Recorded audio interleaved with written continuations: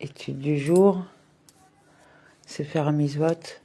21 Tishrei 5786 comme moment positif numéro 98. Il s'agit du moment qui nous a été enjoint d'agir conformément aux lois prescrites en ce qui concerne l'impureté des aliments et des boissons. Ce moment comprend l'ensemble des lois concernant l'impureté de toutes les sortes d'aliments et de boissons. C'est une répétition. 21 Tishrei 5786 Sefer HaTahara. Loi relative à l'impureté des aliments, chapitre 10. Nous avons déjà expliqué que seuls les 7 liquides contractent l'impureté ou rendent susceptibles de contracter l'impureté. Et les autres sont désignés comme jus de fruits et ne contractent pas l'impureté ni ne rendent susceptibles de contracter l'impureté. Et les 7 liquides précédemment énumérés, leurs dérivés ont le même statut qu'eux. Les dérivés de l'eau sont ce qui est issu de l'œil, de l'oreille, du nez, de la bouche, l'urine des adultes ou des enfants. Tout ceci, ces liquides qui sont issus de l'homme ont le statut de liquide, qu'ils soient issus avec ou non l'approbation de l'homme. Par contre, l'urine de l'animal et le sel qui coule lentement sont considérés comme du jus de fruits. Ils ne contractent pas et ne rendent pas aptes à contracter l'impureté. Le sang qui est compté parmi les liquides est le sang qui coule au moment de l'abattage rituel d'un animal domestique ou sauvage, ou d'un oiseau. Par contre, le sang qui coule d'une blessure ne rend pas apte à contracter l'impureté parce qu'ils sont encore vivants. Et il ressemble au sang d'une blessure ou au sang d'une saignée. Si l'on abat un animal et que le sang est projeté sur des aliments et que le sang est essuyé entre un signe et l'autre, c'est un cas de doute. C'est pourquoi on met en suspens la terouma. On ne la mange pas, on ne la brûle pas. Les dérivés du sang sont le sang d'une saignée chez l'homme qui est utilisé pour la guérison. Il est pur et ne rend pas apte à contracter l'impureté. Et de même, le sang de l'abattage rituel chez un animal domestique ou sauvage ou chez un oiseau impur est le sang qui est issu avec les excrétions ou avec les excréments. Le sang d'une furoncle ou une ampoule est ce qui est exprimé de la chair. Tout ceci ne contracte pas l'impureté et ne rendent pas aptes à contracter l'impureté, mais sont considérés comme les autres jus de fruits, et le sang d'un rampant mort est considéré comme sa chair. Il rend impur, mais ne rend pas apte à contracter l'impureté. Il n'y a pas de semblable en ce point. Furoncle,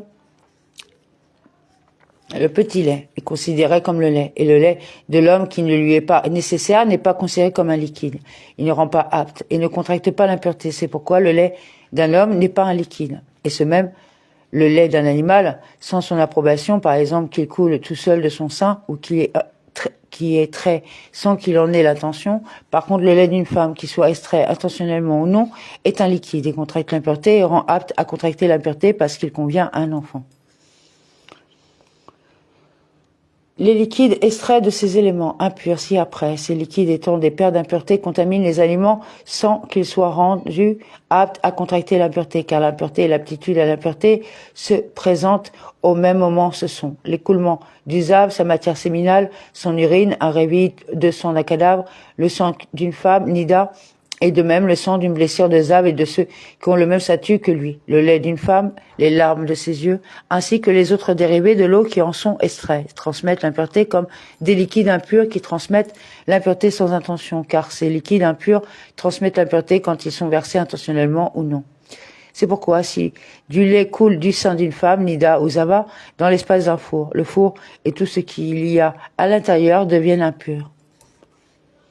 Nous avons déjà expliqué qu'une substance liquide issue d'un tivoul yom n'est pas impure. C'est pourquoi, si le liquide tombe même sur un pain de terouma, celui-ci n'est pas apte à contracter l'impureté, à moins qu'il tombe avec son approbation, comme les autres liquides purs qui ne rendent apte à contracter l'impureté qu'avec l'approbation du propriétaire. La transpiration, une sécrétion putride, les excréments et les substances liquides émises par un enfant né à 8 mois de grossesse, et celui qui boit de l'eau de Tibériade et l'expulse, et les personnes semblables, bien qu'ils, ces liquides, soient propres quand ils sont expulsés. Ils ne sont pas considérés comme des liquides et ne contractent pas l'impureté, ni de rendre apte à contracter l'impureté. Celui qui boit d'autres liquides et les expulse, ceux-ci gardent le statut de liquide comme auparavant, car les autres liquides ne sont pas pur dans le corps. Comment cela s'applique-t-il? S'il boit de l'eau impure et vomit, l'eau rejetée, est impure, parce qu'elle n'a pas été purifiée en étant rejetée. S'il boit de l'eau impure et s'immerge, puis la vomit, ou celle-ci devient putride, puis la vomit ou elle est expulsée. Bien qu'il ne soit pas immergé, elle est pure. S'il boit un autre liquide impur ou mange d'autres aliments impurs, bien qu'ils se soient immergés et ensuite vomis, ils sont impurs parce qu'ils ne sont pas purs dans le corps. S'ils sont devenus putrides ou ont été expulsés, ils sont purs. Nous avons déjà expliqué que la transpiration n'est pas un liquide. Mais s'il boit un liquide impur et transpire, sa transpiration est pure. Par contre, celui qui pénètre dans de l'eau puisée et transpire, sa transpiration est impure. Et s'il s'essuie de l'eau puisée, puis transpire, sa transpiration est pure. L'humidité émise par les murs des maisons, des fossés, les parois des grottes et des citernes n'est pas considérée comme un liquide. Et même si les murs sont impurs, l'humidité est pure. Par contre, l'humidité d'un bain public est considérée comme l'eau. Si le bain public est impur, l'humidité est impure. Et si l'eau est pure et qu'il y introduit des fruits, ils deviennent aptes à contracter l'impureté en étant humectés par la buée. Si on y introduit des récipients, l'eau qui est dessus est considérée comme séparée intentionnellement et rend apte à contracter l'impureté. Dans le cas d'une fosse remplie d'eau, dans une maison et les murs de la maison exsudent de l'humidité de ce fait, si la fosse est impure, toute l'humidité de la maison qui lui est due est impure. S'il y a deux fosses remplies d'eau dans une maison, l'une impure et l'autre pure, les gouttes qui sont proches de la fosse impure sont impures et les gouttes qui sont proches de la fosse pure sont pures.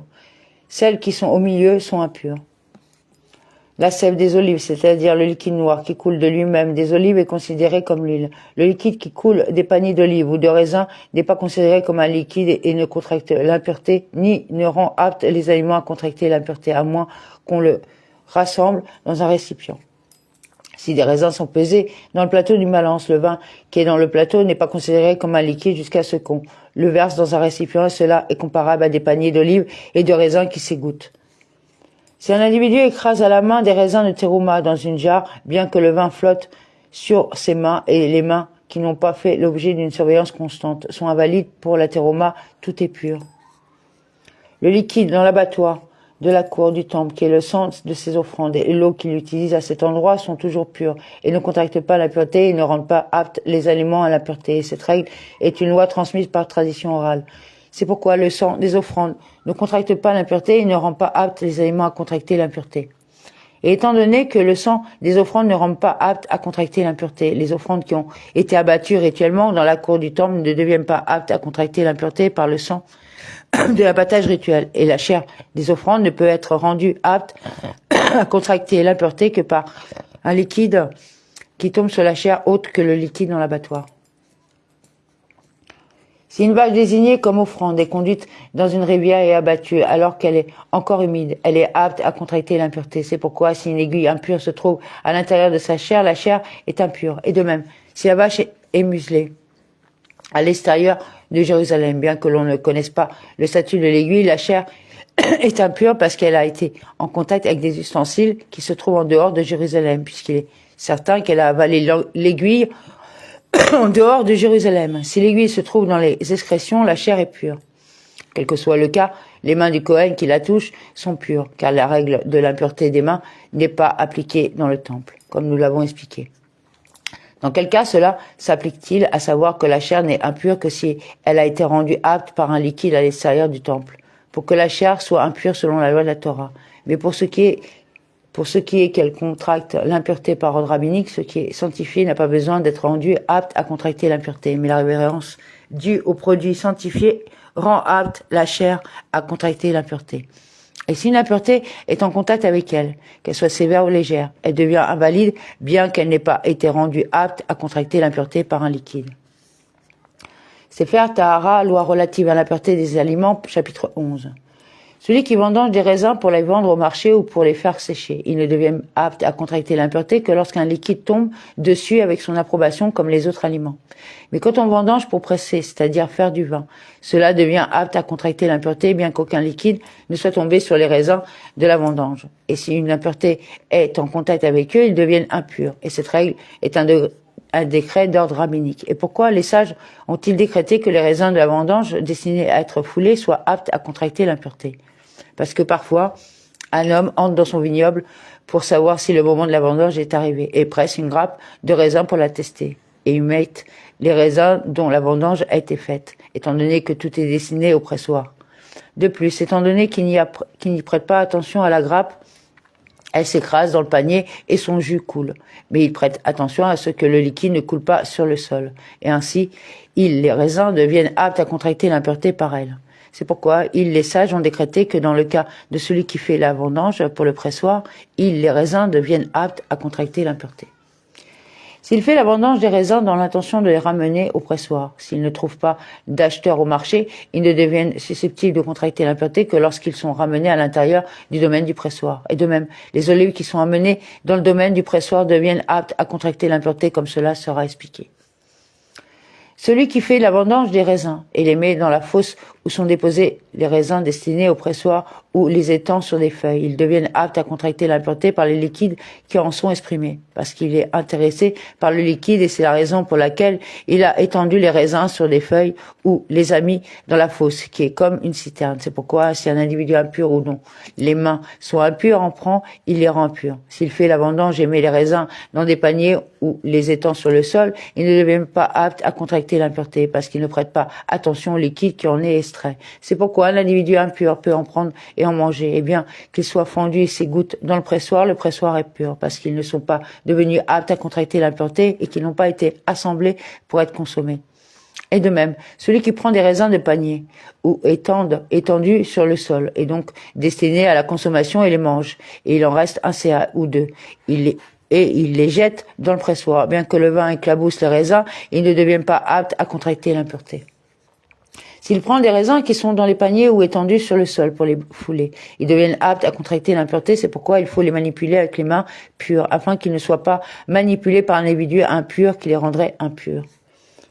Un vignoble qui se trouve dans un bête à prasse, si on en fait la vendange pour le pressoir, les raisins ne sont pas aptes à contracter l'impureté tant qu'ils ne sont dans le bête à prasse, étant donné que l'impureté du bête à prasse est d'ordre rabbinique et que l'aptitude à contracter l'impureté de ce qui a été vendangé pour le pressoir est d'ordre rabbinique. Les sages ont été indulgents concernant ce décret et n'ont pas décrété les raisins soient aptes à contracter l'impureté jusqu'à ce qu'ils soient sortis du bête à prasse. C'est pourquoi celui qui désire faire la vendange dans un bête à prasse pour le pressoir en état de pureté doit purifier les vendangeurs et les ustensiles et faire aspersion sur eux le 3e et le 7e jour. Et ils attendent le coucher du soleil afin de montrer que l'on est indulgent concernant l'impureté du bête à prasse que parce qu'il s'agit d'un cas de doute. Puis ils rentrent dans le bête à prasse où se trouve le vignoble, font la vendange et sortent à l'extérieur du bête à prasse. Et d'autres personnes pures reçoivent d'eux les raisins et les emmènent au pressoir. Et si les uns, les vendangeurs qui sont entrés dans le bête à prasse, touchent les autres, ceux qui doivent emmener les raisins au pressoir, ceux qui sont impurs rendent les raisins impurs. Car les hommes qui sont dans le bête à prasse sont impurs et contaminent ceux qui sont à l'extérieur, les rendant premier degré d'impureté. Et ceux-ci rendent impurs les raisins parce qu'ils sont devenus aptes à contracter l'impureté dès qu'ils ont été sortis à l'extérieur du bête à prasse. Quand on fait la cueillette des olives pour les faire macérer ou pour les vendre au marché, elles ne deviennent aptes à la contracter l'impureté que lorsqu'un liquide tombe dessus avec l'approbation du propriétaire comme les autres aliments. Et de même, celui qui fait la cueillette de ces olives pour les fouler dans le pressoir, elles ne deviennent pas aptes à contracter l'impureté que lorsque le travail est terminé, c'est-à-dire lorsque les olives sont rassemblées dans la fosse. Et pourquoi les olives dont le travail est terminé devraient-elles devenir aptes à contracter l'impureté? Parce que l'on présume qu'elles sont devenues aptes à contracter l'impureté par leur sève, étant donné le propriétaire approuve sa présence de la sève pour qu'elle soit plus facile à presser. Par contre, avant que leur travail soit terminé, la sève qui en est extraite ne rend pas apte à contracter l'impureté parce que sa présence n'est pas approuvée par le propriétaire qui ne désire pas que les premières olives ne deviennent trop tendres avant que les dernières arrivent dans la fosse, afin qu'elles ne s'abîment pas. C'est pourquoi si un liquide impur tombe sur des olives dont le travail n'est pas terminé, seul l'endroit du contact est impur, comme tous les aliments qui ne sont pas devenus aptes à contracter l'impureté. Si un liquide impur tombe dessus après que le travail soit terminé, elles deviennent toutes impures, parce que le liquide impur contamine leur sève, et la sève les contamine toutes, car la sève qui en est extraite après la fin du travail est considérée comme un liquide et contracte l'impureté et rend apte à contracter l'impureté. Dans le cas d'une jarre d'olive salée et assemblée prête à consommation, il faut faire un trou dans la jarre pour que la sève sorte. Et si la jarre n'est pas trouée, les olives sont aptes à contracter l'impureté. Si la jarre a été trouée, que la lie l'a bouchée, de sorte que les olives sont mélangées avec la sève, elles ne rendent pas aptes à contracter l'impureté parce qu'elles ne sont pas tombées avec son approbation étant donné la jarre a été trouée.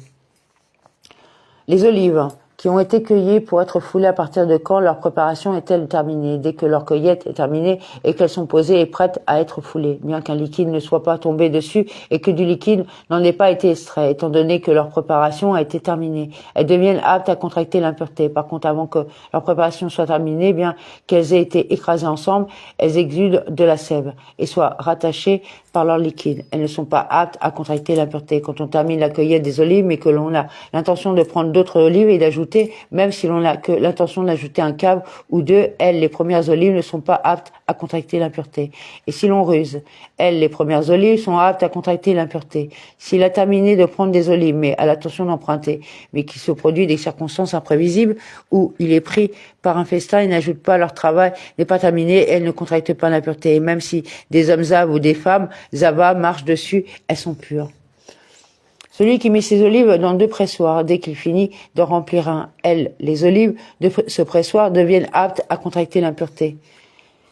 S'il rassemble ses olives en Galilée supérieure et à l'attention de les apporter en Galilée inférieure, elles ne contractent pas l'impureté jusqu'à ce qu'ils y descendent, à condition qu'il y ait l'intention avant de les rassembler. Mais après qu'il les ait rassemblées, son attention ne porte pas conséquence et elles deviennent aptes à contracter l'impureté. S'il termine la préparation de ses olives et a l'intention de les vendre, elles ne deviennent pas aptes à contracter l'impureté. S'il a l'intention de les recouvrir par les feuilles pour les protéger de la pluie ou de la poussière, elles deviennent aptes à contracter l'impureté. Si un homme achète une fausse olive d'un non-juif, même s'il les rassemble encore sur le sol, elles peuvent être préparées en condition d'impureté, étant donné qu'il est présumé avoir terminé la cueillette des olives. Et un ignorant est digne de confiance s'il dit « Je n'ai pas terminé d'assembler les olives dans cette fosse ». Celui qui désire prendre des olives dont le travail n'est pas terminé, il est pressé pour les prendre en état d'impureté et les amener au pressoir en état d'impureté et ouvrir le reste en état d'impureté. Il n'a rien à craindre, car elles ne sont pas devenues aptes pour qu'elles puissent contracter l'impureté. Si un homme met ses olives dans un pilon pour qu'elles deviennent plus tendres et soient plus simples à piler, elles sont aptes à contracter l'impureté. S'il les laisse pour qu'elles deviennent plus tendres et qu'il les sale après avoir entendu, elles ne deviennent pas aptes à contracter l'impureté parce qu'il a l'intention de les faire macérer.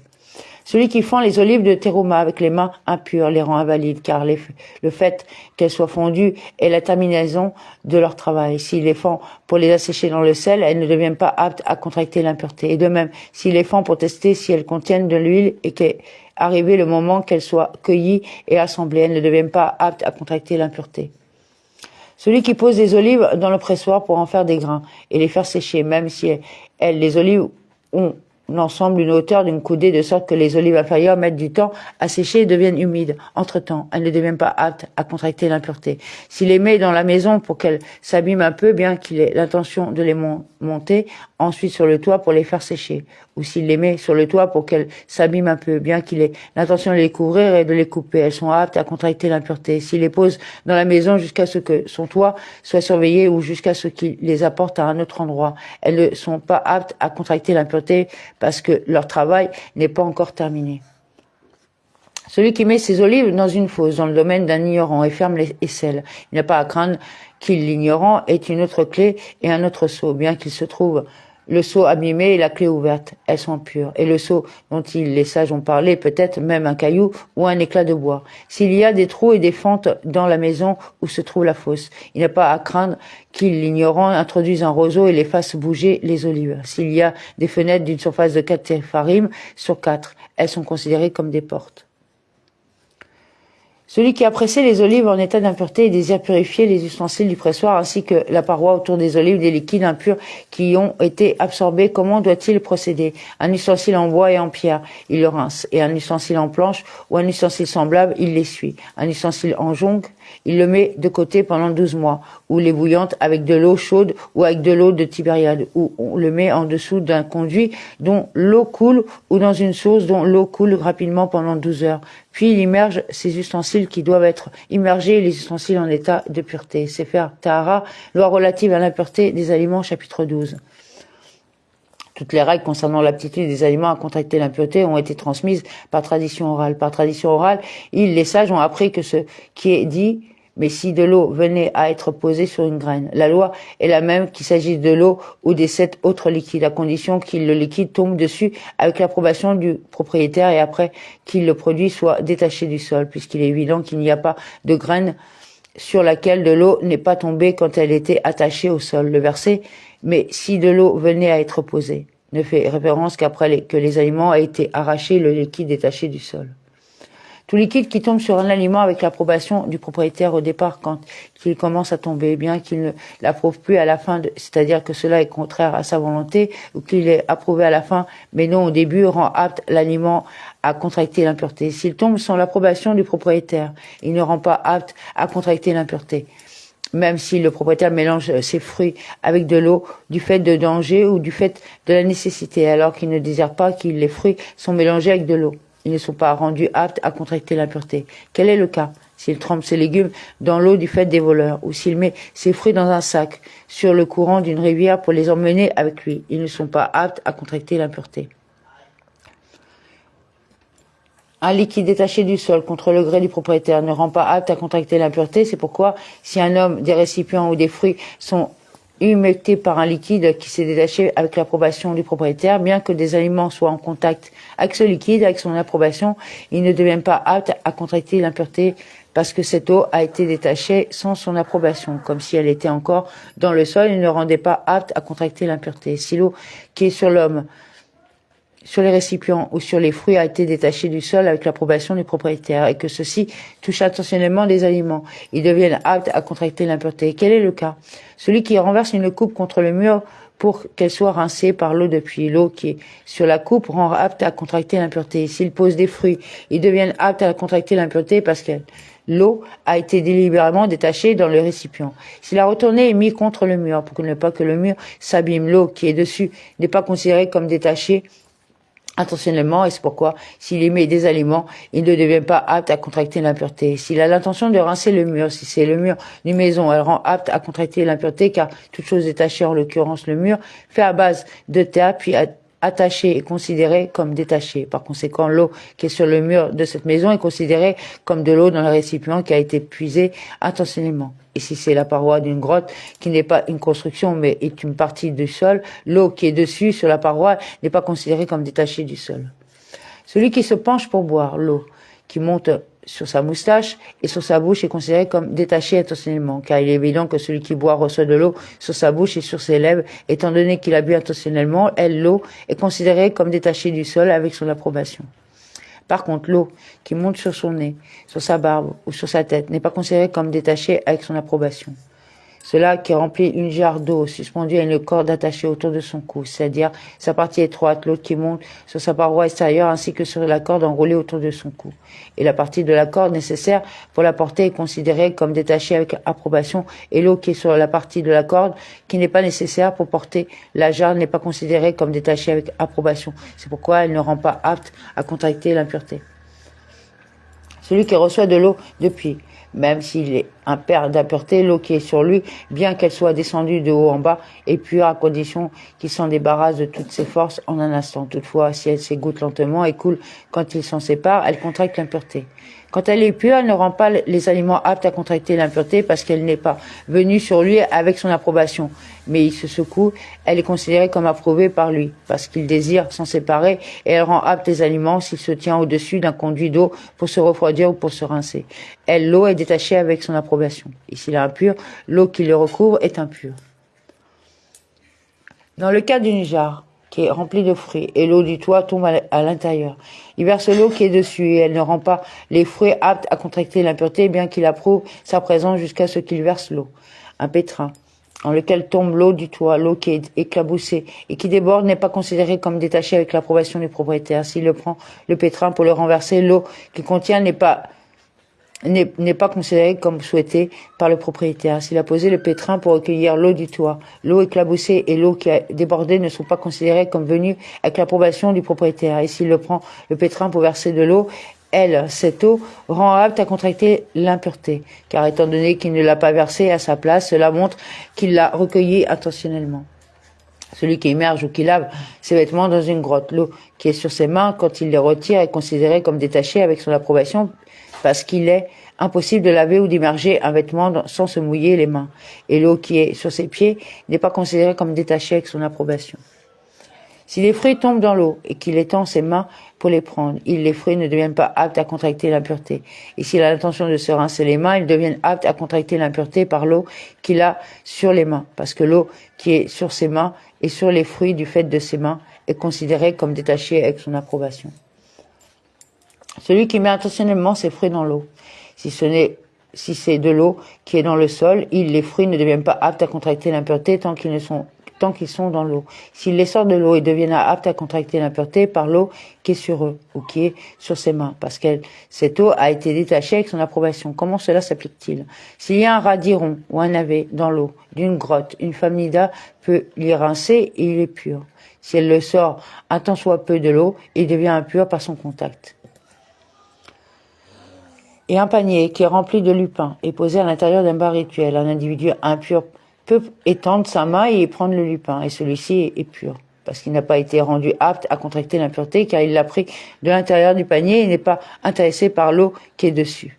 S'il remonte tout le panier de l'eau, le lupin qui est en contact avec le panier est impur, car le panier devient impur par contact avec l'individu impur, et rend impur le lupin, parce le lupin est devenu apte à contracter l'impureté par l'eau, qui est à l'intérieur du panier, puisqu'elle a été détachée avec son intention, et le reste du lupin qui est dans le panier est pur. Amen.